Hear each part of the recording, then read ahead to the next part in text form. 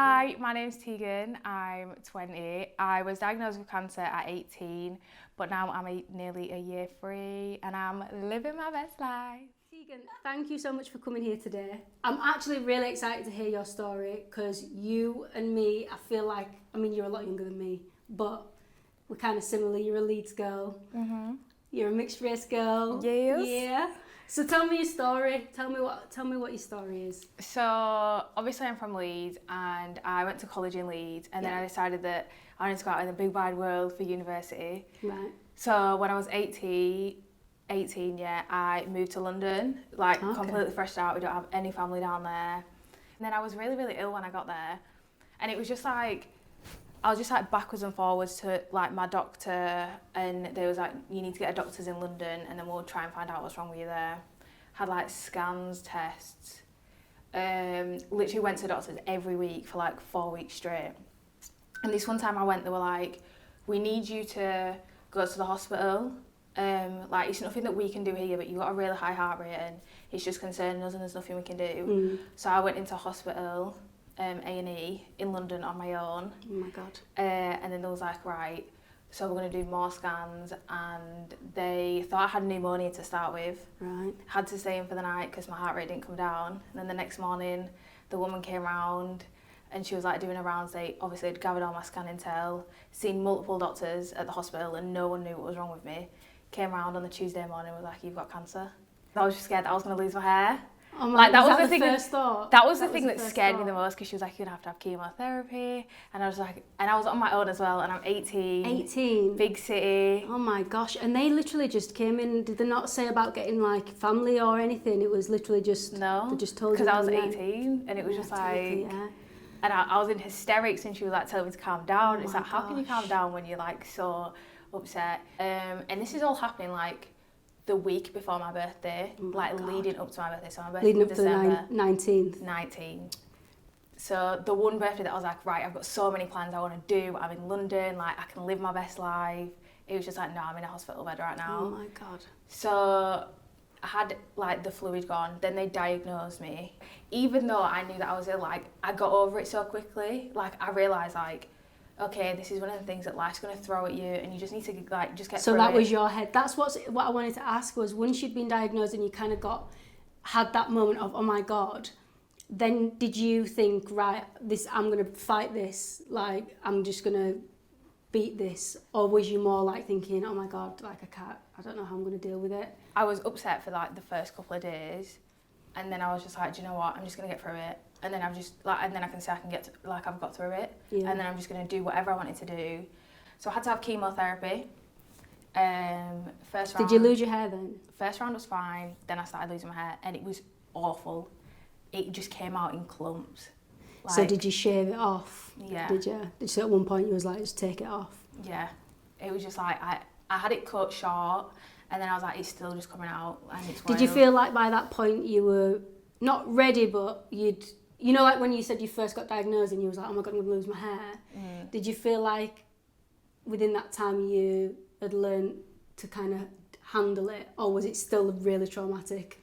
It's a difficult one because it was like the extremes of your hair's falling out, and I'd literally sit in my bed on a night pulling my hair out because it'd just fall out. Oh God. But that was hurting me more than just having it taken off. I was just like, I just need it taken off because I'm just going to go to bed, I'm going to be anxious, I'm going to be stressed, and I'm just going to pull my own hair out, and that's just not something that you want to do.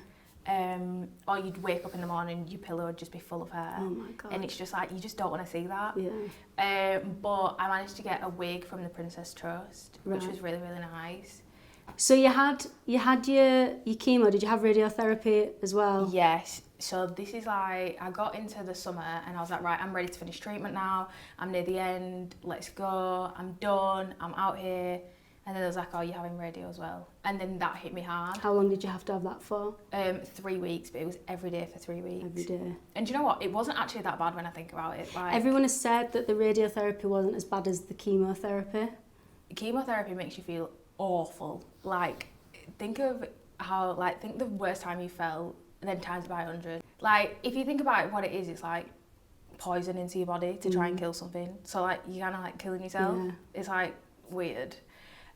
Whereas radio is quite therapeutic. So you just lay in a machine. I had a mask on, which I got painted into a pineapple because I like pineapples. Okay, I didn't know and that. everyone was like, when I was in there, I was like, oh my God, this is a pineapple girl, the famous girl with the famous pineapple mask. And I was like, it just made me feel quite individual. Yeah. Meet any girls or guys during the treatment process that was like a similar age? So, yeah, because I'm on the Teenage Cancer Trust ward, most people are roughly around your age. So the one at the LGI is for like under 16s, and the one at St James's is for like over 16s.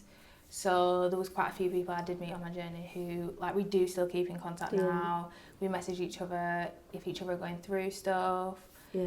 It's just like keeping an eye on each other. When we get good results, we always tell each other. Like, it's nice to be around them people. Yeah. And just like some like you lose people along the way, which is hard. I can imagine that's tough. But you just got to move forward and just think like I'm a lucky one here. Like, I did manage to get out of it. And do you feel like now, because of it and because you've kind of fought through it, that it's changed your mentality, as in you feel like you nothing else could beat you now? As in, you know, if you think about like doing a uni degree or I don't know, whatever else, when you eventually get a full-time job, do you feel like you're stronger for it because of what you've been through? Yeah, I feel like I was very much no one can tell me what to do or tell me what I can and can't do before, but probably maybe not in the nicest way. Right. Whereas now I feel like if I put my all into it, I can really get something out of things. Like, people can tell me what to do and they can influence the way I do things, but ultimately it's on me to do it. Yeah. And I think it's just like getting through, like, you gotta be your own. Or like go get her. Like, oh my God! You gotta encourage yourself to go and do the things. You have, and do you know what? I'm so glad that we got you in, because literally we found your Instagram and we found your main page, and then you had like your blog page with your shots of you in all your outfits. I love just wearing clothes. Like, it sounds so weird. I love just like planning an outfit. Just planning what I'm going to wear, designing something like. And when I seen it, I thought, and then I'd seen a little bit of your story, and I thought, I just need to get this girl in because I want to speak to her, and I want to, like, anyone who's fashiony or creative, like, I'm on their team. Like, do you know what I mean? And I feel like you kind of get each other. Yeah. So yeah, I saw like that little blog page and I was like, oh my God, this girl's pretty cool. Like, we need to get her in. Thanks. So what I first off wanted to say is, anything from our ranges, if there's anything that you like, whether it's swimwear, bloody loungewear, whatever, just let me know and we'll hook you up with whatever you want, because I want to see some pictures on that blog page in my stuff. Always, yes, we've got it now.